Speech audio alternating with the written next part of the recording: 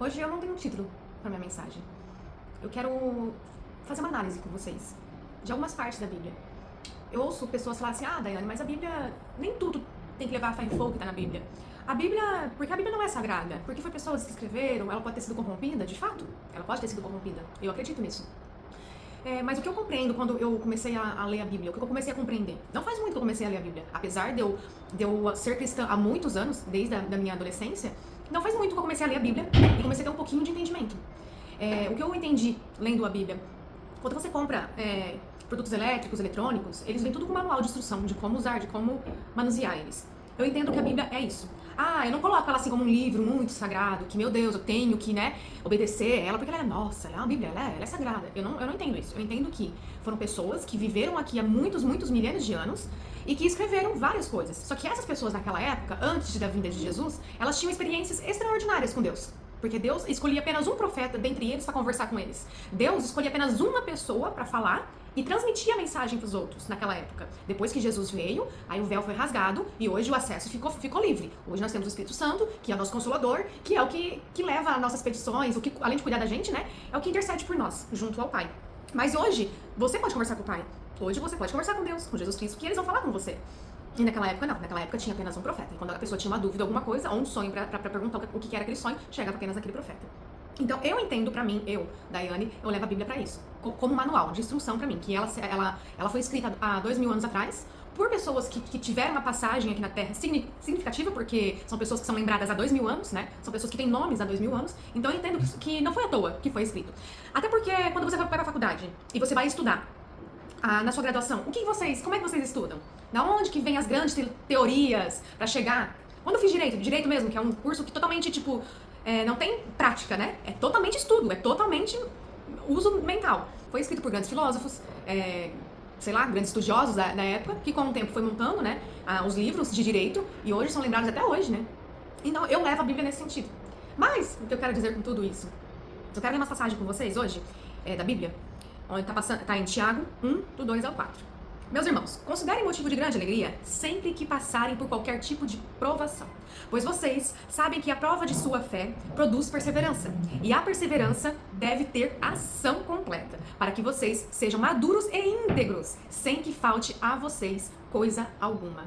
É o que eu quero explicar, o meu entendimento, que eu tô tendo nesse texto. Depois que você passa por uma grande dificuldade, depois que você passa por uma grande luta, você aprende. Você sempre leva aquilo com aprendizado. Você é moldada, é forjada quando você passa por uma grande dificuldade.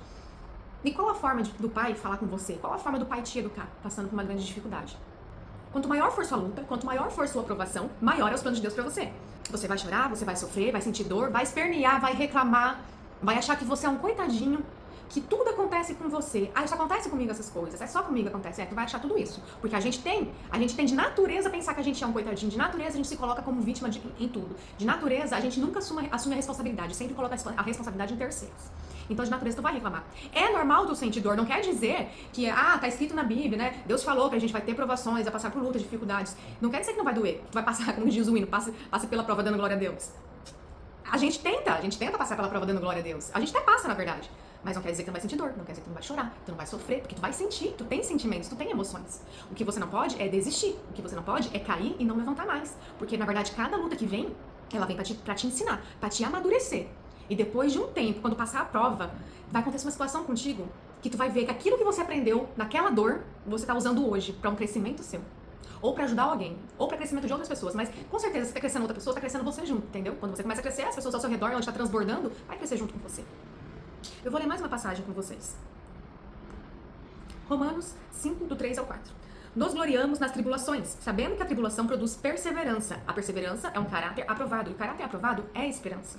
Eu posso passar aqui com vocês lendo inúmeros textos da Bíblia falando sobre a gente ser perseverante, sobre a força, sobre ter força, sobre ter alegria, sobre, ali onde a gente deu o primeiro Tiago, Pois vocês sabem que a prova de sua fé produz perseverança, e a perseverança deve ter uma ação completa, para que vocês sejam maduros e íntegros. Quer dizer, quando você está passando uma dificuldade, você tem uma ação para resolver aquela dificuldade. Você adquire conhecimento, você adquire carga para o seu currículo no futuro. E como que vocês vão aprender tudo isso sem passar? Não tem como a gente aprender, não tem como a gente ter histórico sem passar.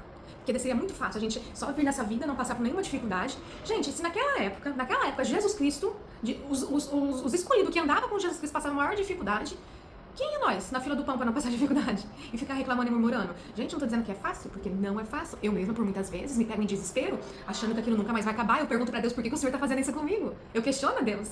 Só que depois, Ele me chama a atenção. Você tá sendo mimada. Você não tá confiando em mim. Você não tá acreditando no que eu tô fazendo em você.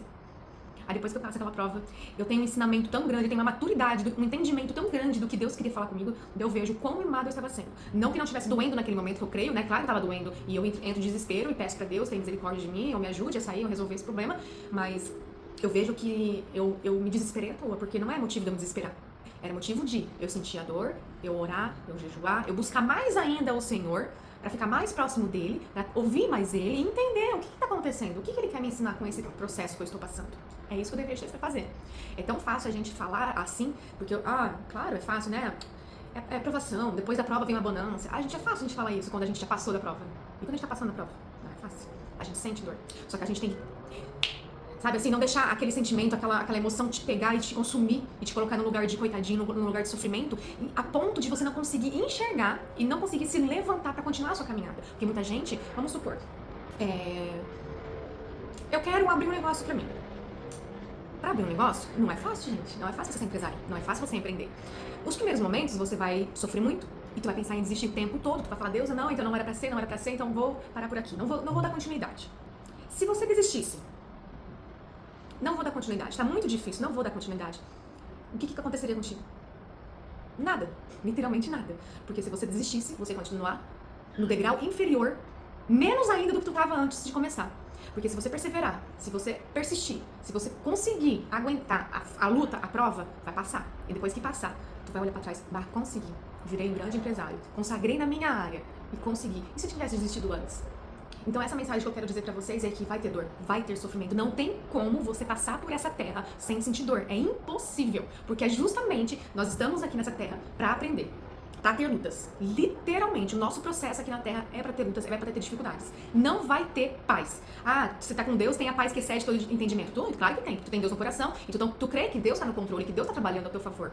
Vai ter um pouco de paz, mas não quer dizer que aqui na Terra vai ser paz, amor e alegria. Porque não vai. Enquanto a gente estiver aqui na Terra, a gente vai ser moldado, a gente vai ser lapidado pra ser maduros o suficiente para adquirir conhecimento, maturidade, entendimento, pra no futuro acessar o que Deus tem pra você. Porque se você não tem maturidade, se você não é lapidado, não é moldado, se você salta de um degrau pro topo, direto, sem passar por todo o processo, quando chegar lá, tu não vai ter carga, tu não vai ter sabedoria, tu não vai ter entendimento, tu não vai ter experiência. E tu não vai aguentar, vai abalar a tua estrutura, entendeu? Então por isso tem que subir degrau por degrau, e cada degrau é um processo, e cada processo é uma moldagem, é uma lapidação. Você sabe o que é moldagem, o que é ser moldado, o que é ser lapidado? Eu peguei aqui no Google sobre ser moldado e ser lapidado.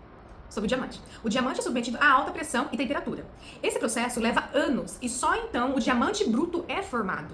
Ainda assim, ele precisa ser lapidado por mãos especializadas, pois sem corte ele não brilha. Isso é sobre ser lapidado. Você acha que não é um processo dolorido? Eu acho que é, né, gente? Vaso de barro. Um vaso começa como barro sem forma. Ele passa pelas mãos do oleiro, é girado no torno, moldado, sofre pressão para tomar forma e depois é colocado no fogo para ganhar resistência. Se não passar pelo forno, ele não serve para uso. Se o diamante, o vaso, passa por isso, para ser bom no final, eu não preciso dizer mais nada, né? Que esse processo a gente vai passar. O que eu quero concluir com vocês? A palavra de Deus, ela deixa bem claro que aqui na Terra a gente vai sofrer, vai ter aflição. Davi, Abraão, José, todos sofreram aflições. A gente vai ter dor. E a única certeza que a gente tem é que quando sair daqui pra outra fase, a próxima fase, que ainda a gente não sabe qual é, porque eu não morri, né? Tô aqui. Mas a próxima fase, quando a gente for pro céu, lá sim não vai ter sofrimento, não vai ter dor, não vai ter aflições. Lá sim. Eu vou ler com vocês em João 16:33. Tenho-vos dito isso, para que em mim tenhais paz, no mundo tereis aflições, mas tem de bom ânimo, eu venci o mundo. Isso foi Jesus, né? Falando que ele mesmo se fez carne. Ele mesmo se fez carne para vir aqui e sentiu na pele todas as dores que a gente sentiu. Sentiu desejos e vontades todos que a gente mesmo sentiu. E ele venceu. Apocalipse 21:4. Ele enxugará dos seus olhos toda lágrima. Não haverá mais morte, nem tristeza, nem dor, nem choro. Pois a antiga ordem já passou. Que é essa ordem que nós estamos hoje, né? Essa é a promessa de Deus. que aqui a gente vai ter aflições, aqui a gente vai ter dor, a gente vai passar por processos, por dificuldades, por choro. Só que a gente tem que ter uma certeza que Deus está no controle. E como que você tem essa certeza no teu coração, sem te desesperar, sem entrar em pânico e jogar tudo pro alto? Se aproximando mais de Deus, tendo mais intimidade com Ele. Porque quanto mais íntimo você é, mais você ouve Ele, mais você entende e mais Ele consegue te direcionar. Quando você tem um amigo, melhor amigo, quanto mais íntimo, o dedinho não é mais gostoso, ele não te entende mais só no teu olhar, qualquer coisa que você fale pra ele já sabe a palavra de conforto pra te dar, ele te ajuda, estende a mão. E assim é a intimidade com Deus. É assim que Jesus quer ser contigo, Ele quer ser seu melhor amigo, Ele não quer ser um objeto, onde você chega, pede o que você quer, porque você quer, e não tem uma intimidade com Ele como amigo, sabe? Como amigo. Senta aqui do meu lado, Jesus, vamos conversar? Você viu o que aconteceu hoje? Pois é, eu não gostei. O que o senhor acha? Mas pode ser que eu esteja sendo mimado. O que o senhor pensa disso? Por que o senhor não fala comigo de uma forma que eu entenda? Porque eu não entendo quando você fala comigo. Me dê sonhos contigo para que eu consiga te entender. Fale comigo através de uma pregação, de uma palavra, para mim poder te entender. Então, qual é a forma que você busca intimidade com Deus? Você tem que ouvir palavra. Por que palavra? Por que ouvir pregações? Gente, porque a pregação, na verdade, é uma explicação bíblica. Né? Claro que a gente tem que descartar muitas coisas que a gente ouve no mundo, né? Porque nem tudo é tão simples, tão fácil. Conforme tu vai ouvindo várias pregações, várias palavras, várias explicações, tu vai tendo entendimento daquilo. E tu vai vendo, e tu vai lendo também, porque tu tem que ler também, tá? Não tem que acreditar só no que os outros falam. Conforme você vai lendo, tu vai pedindo, Deus, me dê sabedoria para ter entendimento e discernimento na tua palavra, porque eu quero ter contato contigo, eu quero ter uma linha direta com o Senhor, eu quero que o Senhor fale comigo e não através de outras pessoas. Eu preciso que o Senhor se comunique comigo de uma forma clara que eu entenda. Mas isso é todos os dias, você vai buscando e vai lendo. E eu tive que ler Bíblia várias vezes pra me entender. Nossa, até hoje eu não entendo. Ontem mesmo eu participei de um treinamento. E a mulher explicou ali, a pessoa que estava palestrando, ou pregando, como vocês preferirem falar a palavra, ela explicou um versículo ali de Provérbios pra mim que eu nunca tinha parado pra olhar naquele sentido. Fez muito sentido pra mim. É tão assim, é nas entrelinhas que a gente tem que ler tão fixado, sabe? E ontem eu tive um entendimento incrível naquele versículo. Amanhã eu vou ouvir outra pessoa falando naquele mesmo versículo e vou ter outro entendimento, e outro entendimento, e outro entendimento, até eu começar a ler e entender, até eu começar a orar e Deus falar comigo e eu entender que Deus está falando, até eu começar a sentir o toque de Deus na minha vida e eu entender que é Deus que está tocando em mim. Por isso que tem que ter intimidade. Quanto mais intimidade, melhor para você conversar com Deus, mais fácil para Deus falar contigo.